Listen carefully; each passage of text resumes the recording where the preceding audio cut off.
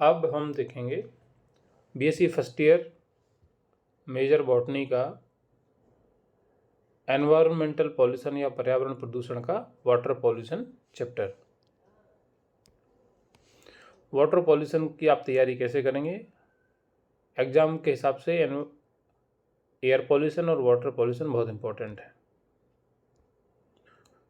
तो सबसे पहले आप वाटर का इम्पोर्टेंस बताइए कि जल ही हमारे जीवन का आधार है और हम इसे कंटिन्यू लेकिन प्रदूषित कर रहे हैं। जल के बगैर जीवन संभव नहीं है।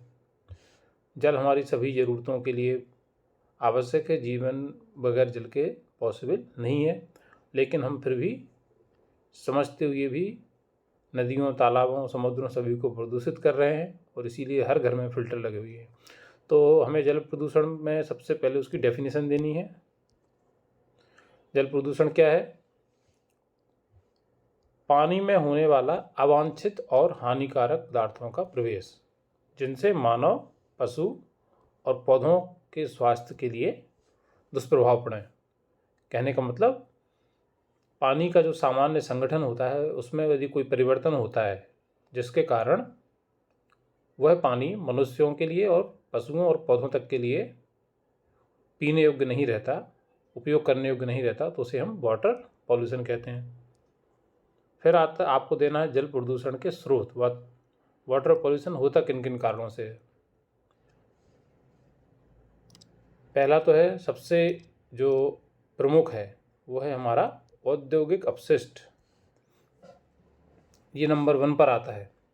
इसी के कारण सबसे ज़्यादा वाटर बॉडीज, नदियाँ, तालाब प्रदूषित हो रहे हैं। कारखानों, इसमें आप क्या लिखेंगे? कारखानों, उद्योगों से निकलने वाले रसायन या केमिकल्स और हैवी मेटल्स और दूसरे टॉक्सिक सब्सटेंस नदियों और झीलों में मिल जाते हैं, जिससे वह पानी पॉल्यूटेड हो जाता है। जैसे कपड़ा उद्योग से निकलने वाले रंग और रसायन, चमड़ा उद्योग से भी ऐसे ही रसायन निकलते हैं, रंग निकलते हैं, जिनसे पानी प्रदूषित हो जाता है। ये देखिए मछलियाँ हमारी पड़ी हुई हैं, ये इसके क्रेडिट है United states fish and wild life service से फ़ोटो लिया गया है, विकीमीडिया कॉमन्स है। खैर, आपको डायग्राम बनाने की जरूरत नहीं है। नेक्स्ट है घरेलू अपशिष्ट। ये भी बहुत बड़ा कारण है। जितने भी शहर होते हैं, गांव होते हैं, वहाँ का जो घर का गंदा पानी निकलता है, कपड़े धोने के बाद का, नहाने का और टॉयलेट्स का, वो सब पानी कहाँ जाता है? बह के नालियों के माध्यम से अल्टीमेटली नदियों में ही पहुँचता है। ठीक है, तो जो घर से जो वेस्ट मटेरियल निकलता है, लिक्विड, वो कहलाता है घरेलू अपशिष्ट। तो घरों से निकलने वाला कचरा, सीवेज और डिटर्जेंट पानी को प्रदूषित करते हैं। ठीक, तो ये आपको देना पॉइंट। इसका तीसरा जो है, तो हमने 2 प्रमुख कारण देख लिए, इंडस्ट्रियल और घरेलू। तीसरा एग्रीकल्चर, कृषि से भी वाटर बॉडीज प्रदूषित होती हैं। ये देखिए, यहाँ आप देख के समझ सकते हैं, बारिश हो रही है और खेत का जो भी पानी यहाँ से बह के कहाँ पहुँचेगा? नदियों में। और खेतों में क्या डालते हैं हम? इंसेक्टिसाइड्स, कीटनाशक, ठीक है, पेस्टिसाइड्स और बहुत सारे दूसरे केमिकल्स भी डालते हैं। तो वो सभी केमिकल्स यहाँ से बह के कहाँ पहुँच जाते हैं?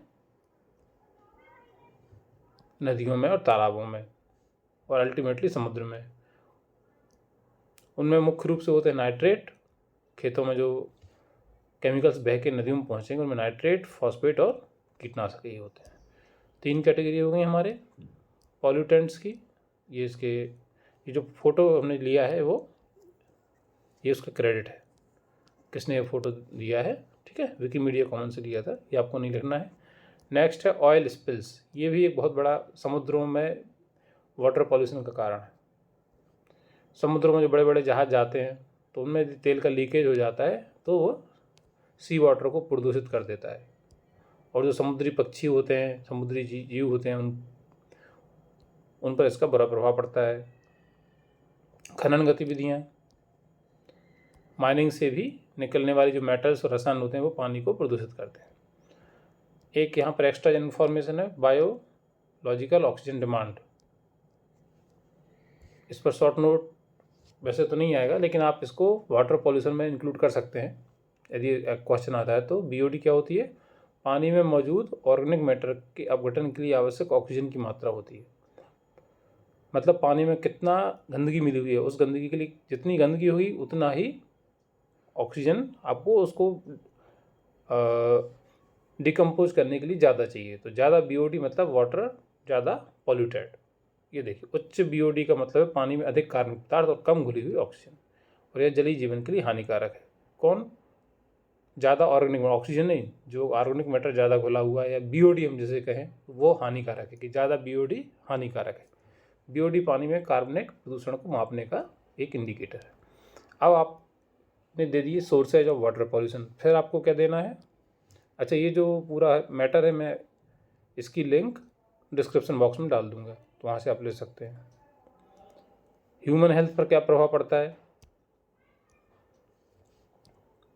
पानी, यदि गंदा पानी हम लेते हैं तो उससे बहुत सारी बीमारियां हमको हो सकती हैं। हैजा जैसे कोलरा बोलते हैं, टाइफाइड या मोती झरा जैसे बोलते हैं, पीलिया या जॉन्डिस, और भारी धातुएं भी, हैवी मेटल्स यदि पानी में पहुंच गए तो उनसे आपका तंत्रिका, नर्वस सिस्टम संबंधी बीमारियां हो सकती हैं।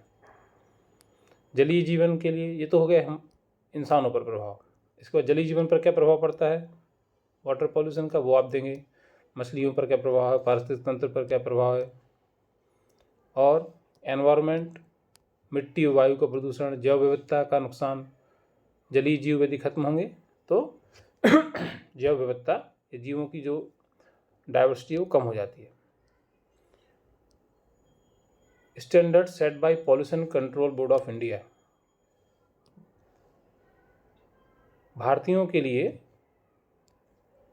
पानी का कितना स्टैंडर्ड होना चाहिए, बीओडी कितनी होनी चाहिए, कौन से केमिकल्स कितने होने चाहिए, इसके लिए पॉल्यूशन कंट्रोल बोर्ड ने स्टैंडर्ड्स बनाए हैं।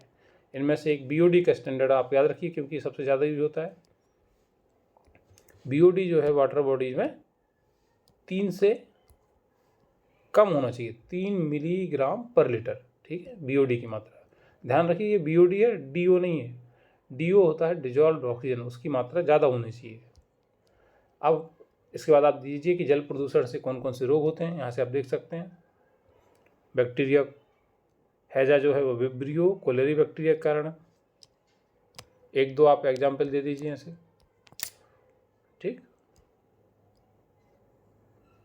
डिसेंट्री या पेचिस, जिसमें पेट की बीमारी होती है, बैक्टीरिया और अमीबा दोनों के कारण होता है। पोलियो भी। इसके बाद आते हैं जल प्रदूषण रोकने के उपाय। आपको प्रदूषण इसलिए पढ़ाया जाता है ताकि आप इन फ्यूचर और वर्तमान में भी जितना अपनी तरफ से प्रयास हो सकता है वाटर पॉल्यूशन रोकने के लिए आप भी प्रयास करें। अच्छा, हमने एक पॉइंट बीच में बताया था, कृषि या एग्रीकल्चर का जो रन ऑफ या केमिकल्स वहाँ से बह के जाते हैं, उनसे भी वाटर बॉडीज मतलब वाटर पॉल्यूशन होता है। एक्चुअली इसका मतलब ये है कि जब किसान आवश्यकता से अधिक केमिकल्स या फर्टिलाइजर्स खेतों में डालते हैं तो जो एक्स्ट्रा केमिकल्स और फर्टिलाइजर्स होते हैं वो पेड़ पौधे एब्जॉर्ब नहीं कर पाते और वो पानी के साथ बहकर नदियों तालाबों में पहुंच जाते हैं। इसलिए कृषि में यदि जितना आवश्यक है, जितना ज़रूरी है, केवल उतना ही अमाउंट में फर्टिलाइजर्स और केमिकल्स, इंसेक्टिसाइड्स डाले जाएं तो वो वाटर बॉडीज़ को प्रभावित उतना नहीं करेंगे। अब बात आती है कि हम वाटर पॉल्यूशन को रोक कैसे सकते हैं। सबसे पहले इंडस्ट्रियल वेस्ट ट्रीटमेंट। इंडस्ट्री से डायरेक्टली वेस्ट मटेरियल को वाटर बॉडीज में प्रवाहित नहीं करना चाहिए, उसे सबसे पहले केमिकल्स और दूसरे माध्यमों से ट्रीट करना चाहिए, उपचारित करना चाहिए, और उसको उसकी जो हार्मफुल केमिकल्स हैं उनको हटा देना चाहिए। एक होता है सीवेज ट्रीटमेंट। यदि आप न्यूज़पेपर पढ़ते हो तो ये बहुत सुनने में आएगा आपको। बड़े बड़े शहरों में, भोपाल में भी बड़ी कॉलोनीज होती हैं, उनका जो भी पानी निकलता है गंदा, उसको उनको ट्रीट करना पड़ता है। एसटीपी में सीवेज ट्रीटमेंट प्लांट लगाने पड़ते हैं जहाँ पर केमिकल्स और दूसरे माध्यम से सीवेज को ट्रीट करते हैं, जिससे उसके हार्मफुल बैक्टीरिया और केमिकल्स ख़त्म हो जाते हैं। तो सीवेज ट्रीटमेंट प्लांट सभी जगह लगने चाहिए। कृषि में रासायनिक उर्वरकों का उपयोग कम करके हम जैविक रासायनिक उर्वरकों का उपयोग करें। प्लास्टिक और अन्य गैर बायोडिग्रेडेबल जो मटेरियल उनका हम कम इस्तेमाल करें, जन जागरूकता फैलाएं और रेन वाटर हार्वेस्टिंग करें। Thank you. तो इस तरह से इसमें आप जो भी और एक्स्ट्रा जानकारी लेना चाहें तो आप अपनी बुक से भी और इसमें ऐड कर सकते हैं। इसके अलावा एक चीज़ और है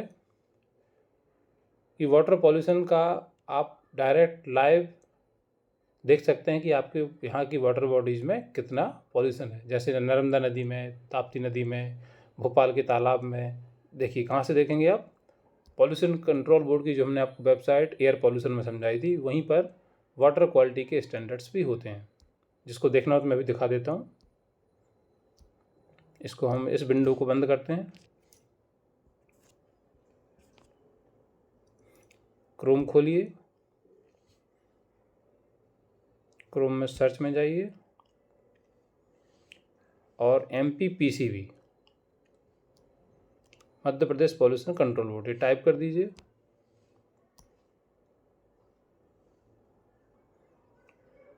ठीक है, ये वेबसाइट खुल गई। यहाँ पर आप नीचे आइए मॉनिटरिंग पर। ठीक, मॉनिटरिंग क्लिक कीजिए। ये देखिए एयर मॉनिटरिंग और फिर नीचे वाटर मॉनिटरिंग। ये वाटर मॉनिटरिंग है। वाटर मॉनिटरिंग में हम real time water quality monitoring systems, यहाँ क्लिक कर दीजिए।